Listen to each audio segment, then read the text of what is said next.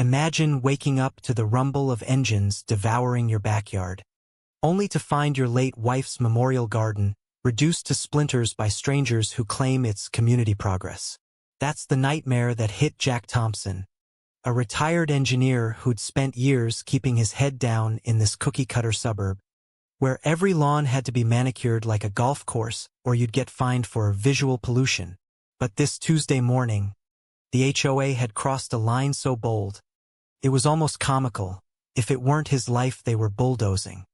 Jack stepped out in his slippers, coffee mug trembling, staring at the crew hammering stakes into what was unmistakably his property. "Hey, folks, this is my land," he said evenly, pointing to the ancient boundary marker his dad had set decades ago. The foreman, a burly guy with a clipboard, barely looked up. "Nah, buddy. HOA says it's theirs now. Got the papers right here. Easement donated by you." Jack's stomach dropped. Donated? He'd never signed a thing.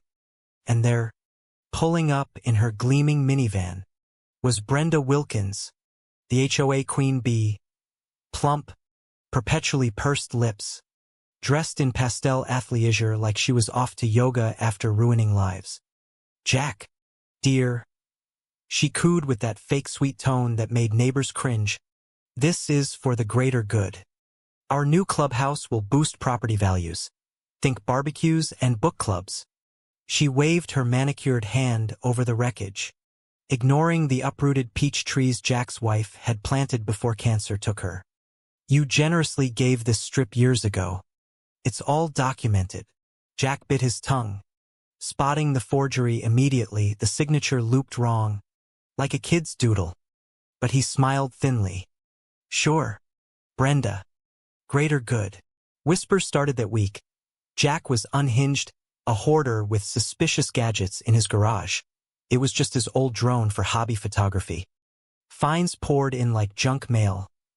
$500 for unsightly debris from their own bulldozers. $1,200 for unauthorized surveillance when he filmed the trespassing. Brenda's newsletters painted him as the villain. "One resident's selfishness threatens our harmonious community." Jack's son, a teacher miles away, begged him to sell. "Dad, it's not worth the stress. These HOA tyrants win by wearing you down." But Jack stayed silent, documenting every absurdity. Midnight concrete pours by Brenda's shady cousin, caught on trail cams, forged dates on permits that screamed amateur fraud. He called an old buddy in city planning, who chuckled over burgers.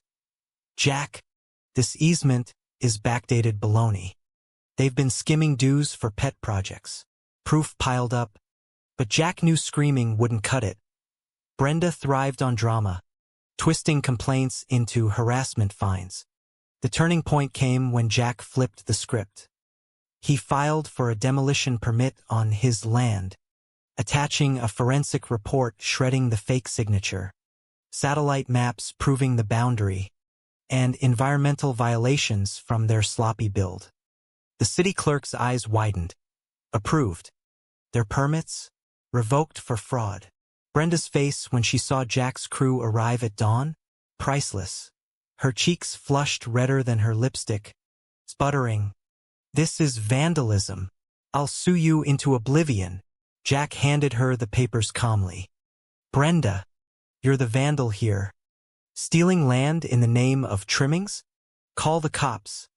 "I already did," as officers nodded approval, keeping peace while his team set charges. Neighbors peeked out, one even snickering. Finally, someone stands up to Queen Bee. The countdown echoed. 10, 9. Brenda lunged, shrieking about endangering butterflies. But it was too late. Boom. Controlled pops folded the half-built eyesore like a cheap tent, dust settling as applause erupted. "Justice served," someone yelled, phones capturing her meltdown for viral glory. At the emergency HOA meeting, Brenda droned about community betrayal, her lawyer sweating beside her. Jack stood, projecting the forgeries and footage. "Folks, They've lied. Stolen your money for slush funds. Trips to conferences on our dime. Gasps turned to outrage. Motions flew to dissolve the board. Brenda fled amid booze, her empire crumbling faster than her clubhouse. Charges followed: forgery, embezzlement. She sold her house in shame, vanishing like a bad dream. Jack replanted the garden with his son, adding a plaque: reclaimed from tyrants. Peace returned, no more nitpicky fines, just neighbors chatting freely. Real power isn't in clipboards. It's in patience and proof. So, was Jack the hero for fighting back? Or did he go too far with the explosives? Drop your take below. Who's the real villain in HOA hell?